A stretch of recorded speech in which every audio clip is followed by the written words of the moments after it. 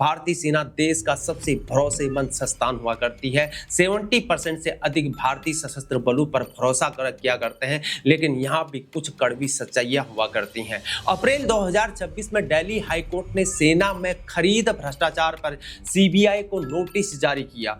दिसंबर 2025 में एक lieutenant colonel को करोड़ों की रिश्वत के साथ यहाँ पर गिरफ्तार किया गया और 2010 से अब तक 1000 से अधिक भ्रष्टाचार की घटनाएं सशस्त्र बलों में दर्ज हो चुकी हैं।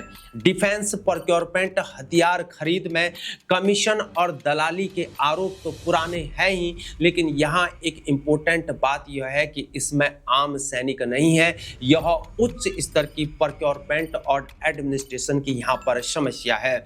हमारे जवान यहाँ पर देश की शान है और लेकिन ये सिस्टम में खामी है, जवानों में नहीं है। इसके अलावा व्यापार जगत में 60% से अधिक भारतीय व्यवसायियों ने यह माना है कि उन्हें पिछले एक साल में रिश्वत दी है, जिसमें 53% ने नकद में, 17% ने उपहारों में, 30% ने एजेंट के जरिए अप्रत्यक्ष रूप से दी है।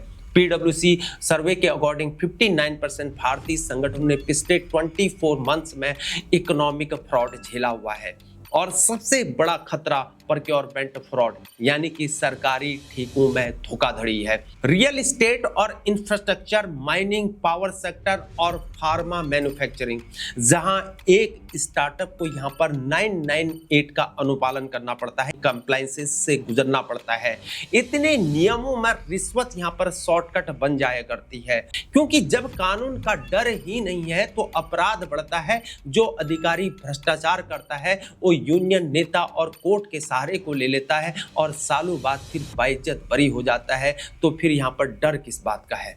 अमीरों के लिए एक न्याय है और गरीबों के लिए दूसरा न्याय है, और अच्छे वकील सबूत और गवाह को यहाँ पर चुनौती दे देते हैं और अभियुक्त यहाँ पर बरी हो जाता है और पीड़ित यहाँ पर न्याय का इंतजार करते करते वो बूढ़ा हो जाता है। जहां इंस्पेक्टर चोर को पकड़ता है और चोर नेता को सीधे कॉल कर देता है, नेता कहता है छोड़ो उसे वरना, इंस्पेक्टर डर जाता है और चोर फिर से आजाद हो जाता है। यह कोई यहाँ पर फिक्शन नहीं है, ये रोज की रियलिटी है। और जहां सबसे गहरी जड़ है मानवीय लालच है, जब नैतिकता की कोई कीमत नहीं है और पकड़े जाने का यहाँ पर कोई डर नहीं है, तो लालच यहाँ पर जीत जाता है। इसलिए भारत में भ्रष्टाचार एक बरगद का पेड़ बन गया है। जड़ें इतनी गहरी हैं कि लोग इसे सिस्टम का हिस्सा अब मानने लग चुके हैं और अब तो यह फैशन है और जिसे अवसर मिल जाता है उसे यह फैशन अपना लेता है।